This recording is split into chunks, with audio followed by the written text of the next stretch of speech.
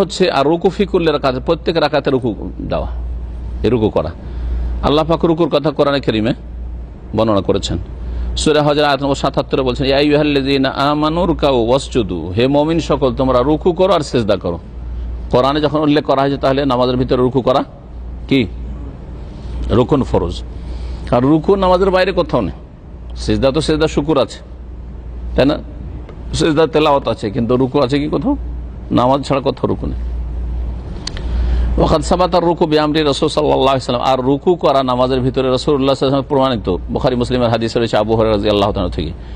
রুকুর শাব্দিক অর্থ হচ্ছে ঝুঁকে যাওয়া, রুকু মানে ঝুঁকে যাওয়া। সেই জন্য আমাদের বাঙালি জাতির যে ওই কদমবুসি করা, বাপ মা শ্বশুর শাশুড়ির, নতুন বউ এসে শ্বশুর শাশুড়ি যত বাড়ির মুরব্বীর আছে সবারই কদমবুসি করবে, এটা রুকু, ঝুঁকে যাওয়া। রুকু একমাত্র আল্লাহর জন্য, সুতরাং জায়েজ নয়। কদমবুসি করা এক ধরনের শিরক, সতর্ক সাবধান। কদমবুসি করে আল্লাহকে নারাজ করবেন আর বাপ মাকে জাহিলগুলোকে রাজি করবেন, এটা করবেন না, খবরদার। কথা বলছে বেদাতিকে রাজি করবেন আর আল্লাহকে অসন্তুষ্ট করে এরকম কাজ করবেন না। কদমবুসি করা জায়েজ নয়, বিদআত, কমপক্ষে বিদআত, আর এটা শিরক হইতে পারে। জি। রুকু আল মুজজি মিনাল কায়েম, দাঁড়ানো ব্যক্তির যথেষ্ট রুকু, মানে যে রুকুটা যতটা ঝুঁকলে যথেষ্ট, ইয়ানহানি হাত্তা তাবলুগা কাফাহু রুকবাতাইহি, এতটা ঝুঁকতে হবে যাতে দুই হাতের তলা এই হাঁটু পর্যন্ত পৌঁছে। এতটা ঝুঁকতে হবে যে হাঁটুতে আপনার হাত পৌঁছে। হাঁটুতে হাত পৌঁছল না তাহলে রুকু হলো না, এরকম করে আছে, হবে হবে না। এযা কানা ওয়াসাতুল খিলকা, যদি মধ্যম শ্রেণীর মানুষ হয়, সাধারণ মানুষ, নরমাল মানুষ যেমন সৃষ্টি হয়, যেমন আপনি লম্বা তেমন হাতও আপনার লম্বা, এটা হচ্ছে নরমাল মানুষ। আর এর ব্যতিক্রম কিছু মানুষ আছে না, অ্যাবনর্মাল, যে জানে তো লম্বা হাত ছোট, হ্যাঁ, আর জান ছোট হাত লম্বা, হইতে পারে কিনা, তাদের ব্যাপারটা আলাদা।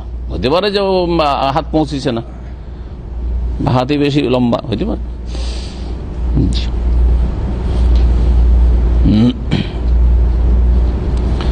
কিছু আলেমারা বলেছেন যে রুকুটা সেজদার কাছাকাছি নয়, কিয়ামের কাছাকাছি। একবারে মাটিতে পৌঁছে যাওয়া হচ্ছে সেজদা, আর সোজা দাঁড়িয়ে যাওয়া হচ্ছে কিয়াম, আর মাঝামাঝি হচ্ছে রুকু। তো রুকুটা কোন দিকে বেশি হচ্ছে? কিয়ামের দিকে বেশি, কিন্তু এভাবে থাকবে না, পিঠকে বরাবর রাখতে হবে, যেমন হাদিসে আছে। ওয়াল মুজজি মিনার রুকু ফি হাক্কিল জালিস, বসে বসে যদি কেউ নামাজ পড়ে, দাঁড়ানো ব্যক্তির তো এই বলা হইল, দাঁড়ানো ব্যক্তির ক্ষেত্রে পিঠটা বরাবর যথাসাধ্য রাখবে। বসে থাকা ব্যক্তি বসে নামাজ পড়ছে, তো কতটা ঝুঁকতে হবে? বলছে মুকাবিলাতু ওয়াজহি মা ওয়ারা রুকবাতাইহি মিনাল আরদি, মুকাবিলাতু ওয়াজহি, তার মুখটা সামনে হবে কিসের? মা ওয়ারা রুকবাতাইহি। জি, রুকবা মানে হচ্ছে হাঁটু, এই যে হাঁটুর পেছন দিক আছে, এরকম করে ঝুঁকবে। ওর পিছন দিকে যে যতটা আছে অতটা ঝুঁকতে হবে। বসে আছেন, যদি চেয়ারে বসেন তো কতটা ঝুঁকবেন যাতে করে কি হয়ে যায়, এই হাঁটুর সমান মাথাটা ঝুঁকে। পঞ্চম রুকুন হচ্ছে আল ইতিদাল মিনা রুকু, রুকু থেকে দাঁড়ানো। রুকু থেকে দাঁড়িয়ে সোজা দাঁড়াইতে হবে। যারা ওই ঠিকা সারা নামাজ পড়ে তারা রুকু থেকে একটু এরকম হয়ে তারপর আবার সেজদায় চলে যায়, এভাবে নামাজ হয় না। এইটা একটা রুকুন, সোজা কি করতে হবে? রুকুতে উঠে দাঁড়াইতে হবে।